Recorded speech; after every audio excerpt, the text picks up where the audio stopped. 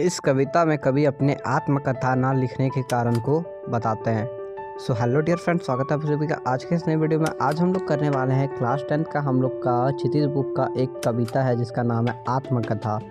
ठीक है, जो कि बेसिकली जयशंकर जी के द्वारा लिखा गया है। एंड जयशंकर जी जो है वो एक बहुत ही प्रसिद्ध कवित्री हैं। ठीक है, मतलब कवि हैं। इनके द्वारा जो है बहुत अच्छी कविता लिखा गया है।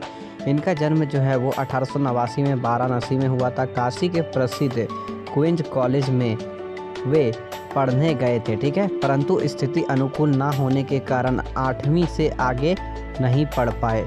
बाद में घर पर ही संस्कृत, हिंदी, फारसी का इन्होंने अध्ययन किया। छायावादी कवि प्रकृति के प्रमुख कवियों में एक थे। इनकी मृत्यु जो है वो 1937 ईस्वी में हुई थी। इनके जो है बहुत से प्रमुख कार्य थे, जैसे काव्य कृति हो गया, जैसे चित्राधार हो गया, कानन कुसुम, झरना, आंसू लहर, कामयाबी वगैरह।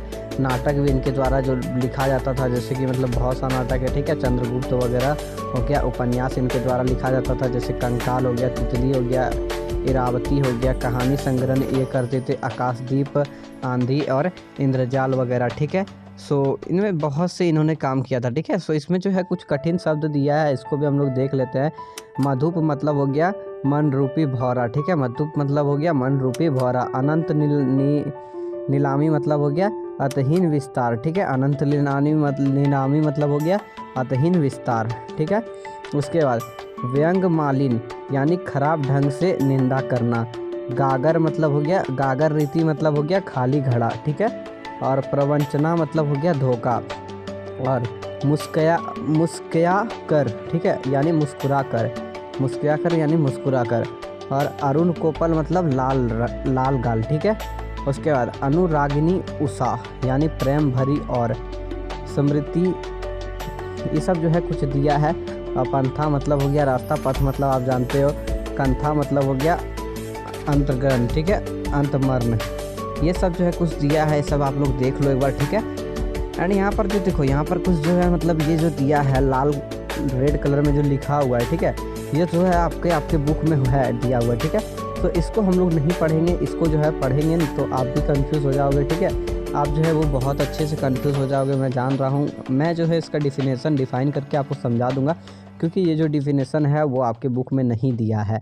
ठीक है, सो इस कविता में कवि ने अपनी आत्मकथा ना लिखने के कारण को बताया है। कवि कहते हैं कि प्रत्येक व्यक्ति का मन रूपी भौरा जो है वो प्रेम गीत गाते हुए अपनी कहानी सुनाता है। ठीक है, जैसे झड़ते पत्तियों की ओर इशारा करते हुए कवि कहते हैं कि आज असंख्य पत्तियां मुरझाकर गिर रही है, यानी उनकी जीवन लीला समाप्त हो गई है। इस प्रकार अंतहीन नील आकाश के नीचे हर पल अनगिनती जीवन का इतिहास बनकर और बिगड़ रहा है।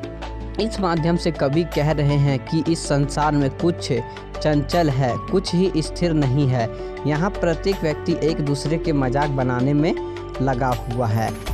हर किसी को दूसरे की कमी नज़र आती है, अपनी कमी को कोई नहीं कहता है। यह जानते हुए भी कि तुम मेरी आत्मकथा जानना चाहते हो, कवि कहता है कि यदि वह उन पर बीती हुई कहानी वह सुनाते हैं तो लोगों को उससे आनंद तो मिलेगा, परंतु साथ ही वे यह भी देख लेंगे कि कवि का जीवन सुख और प्रसन्नता से बिल्कुल ही खाली है।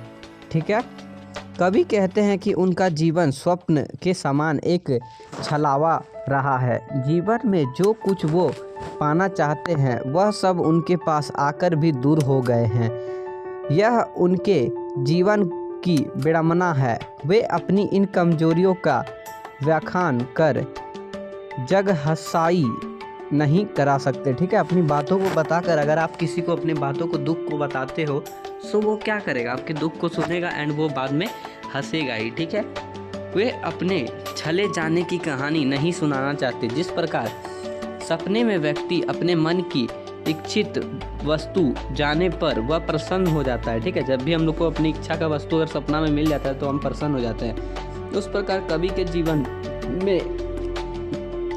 में भी एक बार प्रेम आया था, परंतु वह स्वप्न की भांति टूट गया। कवि के जीवन में एक बार प्रेम कवि को हुआ होगा एंड वो जो है वो सपने के भांति टूट गया।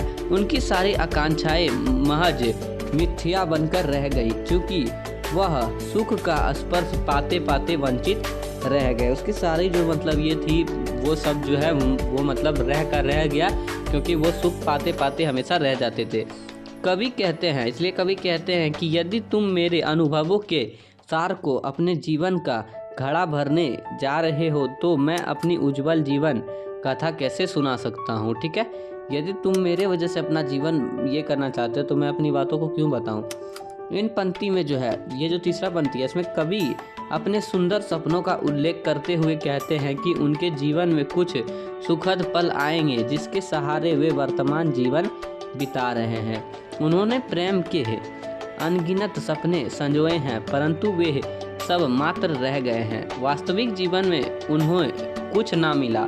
जितनी भी चीज़ उन्होंने आज तक देखा वो चीज़ उनको कभी भी वास्तविक जीवन में नहीं मिला।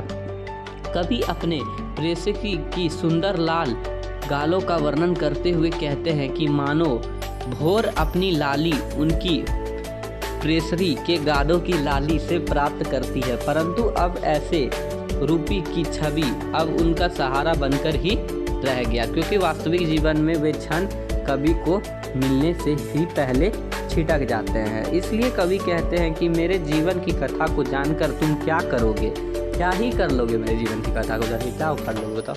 ठीक है, अपने जीवन को वे छोटा समझकर अपनी कहानी नहीं सुनाना चाहते।